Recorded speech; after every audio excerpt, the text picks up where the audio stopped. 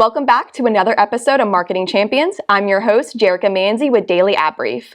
And today I'm so excited to bring on Kristin Peregoy from Boxing Frog Marketing. Welcome to the show, Kristin. Thank you, Jerica. Thank you for having me. Excited to be here. Me too. So let's get started. So what is the biggest change in marketing that you see happening in the next 2 years? You know, I might be a little biased because I work in it every day, but I really think marketing is going to be more data-driven and number-centric, more in data analytics in general, more technical in the next, 5 to 10 years especially. I think that every aspect of marketing will become more data-driven and technical. So I think even graphic designers or people who are rooted more in creative would benefit a lot from learning at least a couple of technical things.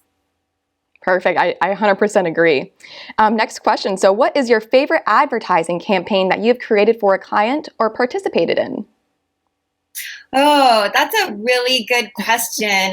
Through my career, I've been really, really lucky to work in a variety of different industries, company sizes, and I've gotten a chance to work on some really, really cool campaigns. I'm very, very lucky in that aspect. I think probably the coolest one I've worked in have been, industries where you don't think it's very, quote unquote sexy, like manufacturing. We've definitely done some fun social media campaigns when that was first taking off in the early 2010s. And I think that anything that you really dig in and catch your target market where they're at is always a recipe for a fun time in marketing. Perfect.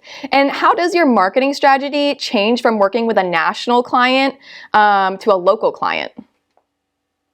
Yeah, that's a great question. There's definitely different strategies to that. So primarily freelancing, I have consulted I specialize in small and micro businesses, but when I work full-time, it's through enterprise companies that are worldwide. So very, very different strategies on both sides.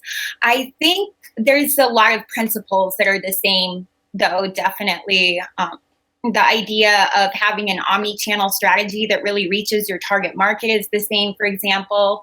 I think some key differentiations between the two is definitely tapping into that local market and making sure that there's like those segmentations and those types of demographics when you're reaching a smaller market or a local market for sure with the small and micro businesses, whereas like you can be more broad when you're on an enterprise level campaign.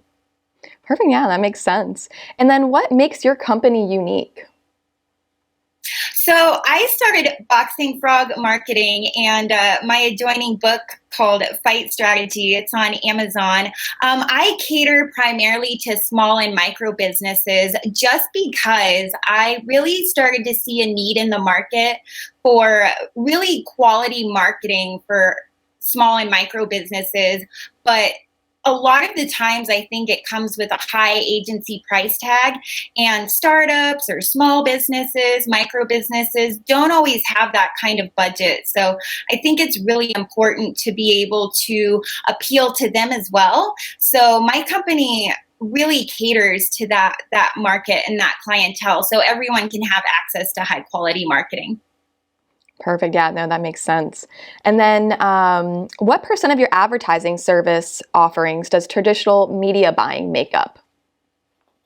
Yeah, that's a great question. So again, on an enterprise level, it would definitely be different on a smaller micro business level. So when I'm working with a client and I'm doing some freelance consulting, then I'm probably doing a mix of maybe 30-70, 30 paid and then 70 organic through whatever omni-channel approach that we've decided, rather that's heavy on digital marketing or some other methodology. And then of course with the paid media, I think the breakdown is really similar on enterprise, maybe give or take a 10% point. But I do think that it's really important to have a lot of both paid and organic. I think they complement each other really well.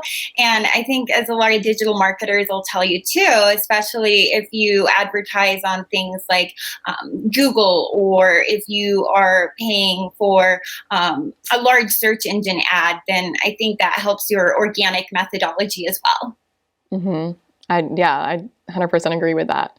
And then, so how did you get your marketing career started? Yeah, that's a great question too. It's a fun question.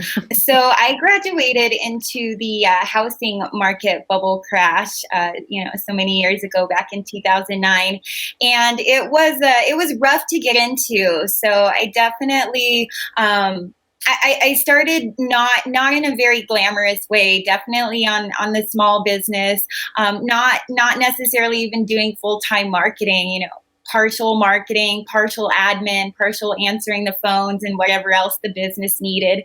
So I like to reminisce sometimes. I catch myself going from that to where I'm at now is just night and day difference. So I tell anyone who's interested in marketing, or maybe just graduating, and maybe if they think the market's not so great, hang in there. It gets better, I promise. No, it does. And you got to start somewhere. That's how I always like to put it. Exactly. All right. And our last question. So what tools do you plan to use to plan, buy traffic, analyze, or report marketing data? So I might be a little biased because, like I said, on my full-time job, I definitely work a lot in your Marketo, Tableau, Adobe Analytics suite. So I'm really data-driven during the day. That's my niche as a marketer now when I'm not consulting or freelancing. And then it really depends. If I have clients who are looking at more of an organic digital approach, we might do social media, or we might do an email campaign, something really quick and easy to get out the door. So I think it really depends, again, on that target market. I think, it's marketing 101, but reaching your target market where they're at, I think could make or break a campaign for sure. Perfect. Well, thank you for joining me today, Kristin. It was lovely to meet you. Thank you for having me. I appreciate the time. Perfect. Thank you for tuning in to this episode of Marketing Champions. If you'd like to learn more about Kristin, please head to dailyadbrief.com, and we'll see you next time.